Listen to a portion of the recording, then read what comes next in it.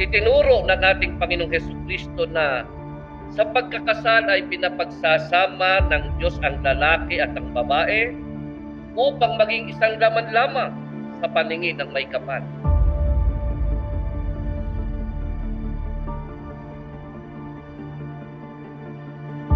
Cla, you were the manifestation of God's plan and His perfect timing in my life.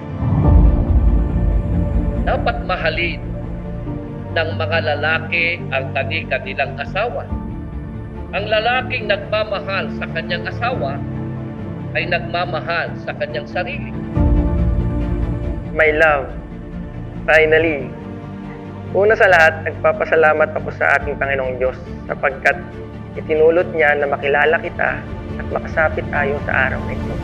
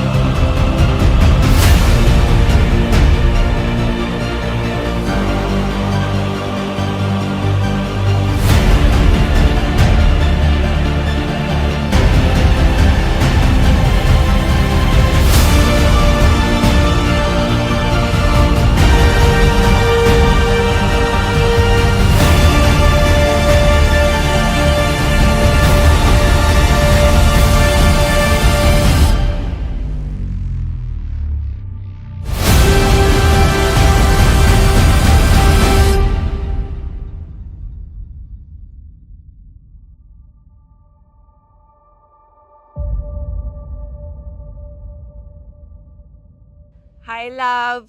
We're finally here. First of all, congratulations to us. And congratulations sa'yo kasi sayong-sayo na ang pinakamagandang babae sa buong mundo.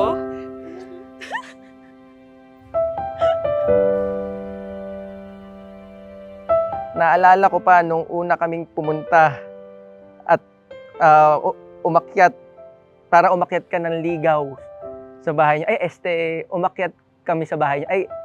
Umakyat kami ng ligaw sa bahay niyo.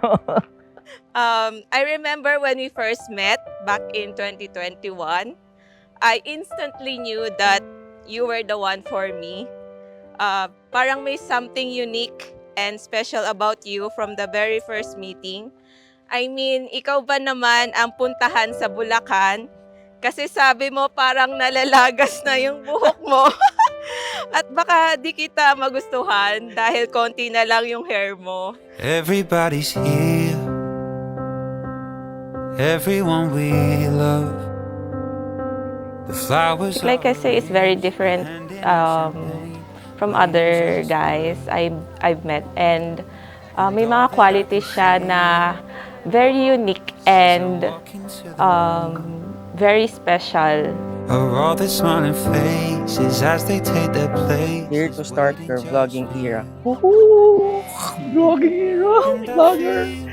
Can't wait to create memories and to vlog our adventures together. Woo!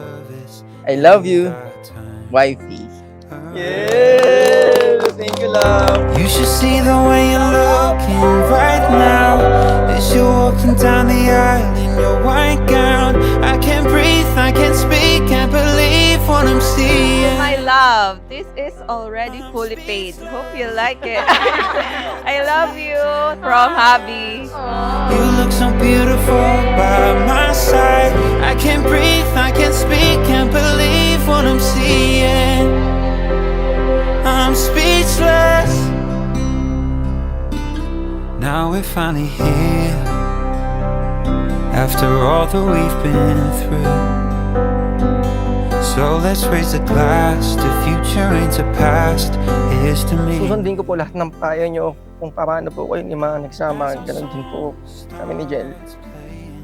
At palagi po kami mananalangin, lalo na po sa panahon ng pagsubok at mga suliranin. Salamat po, Dad. Love you po. You should see the way you're looking right now as you're walking down the aisle in your white gown. I can't breathe, I can't speak, can't believe what I'm seeing.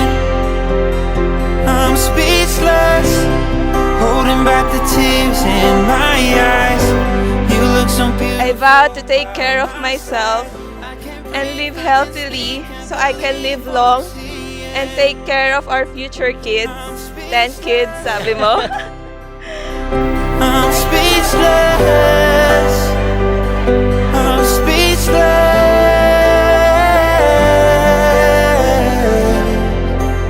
Alam kong marami pa tayong pagdadaanan at kung ano man yun, mapahirap at ginhawa, sa tulong at gabay ng ating Panginoong Diyos, alam ko malalagpasan natin.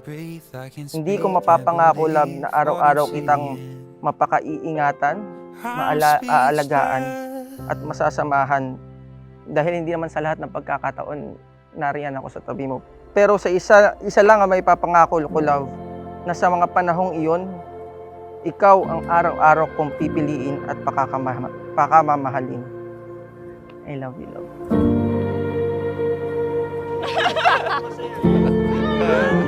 Thank you, Mommy and Daddy.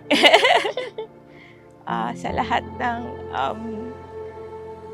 sacrifices niyo for me and for raising me as a good daughter. Thank you for providing a good future. Thank you so much, and I love you both.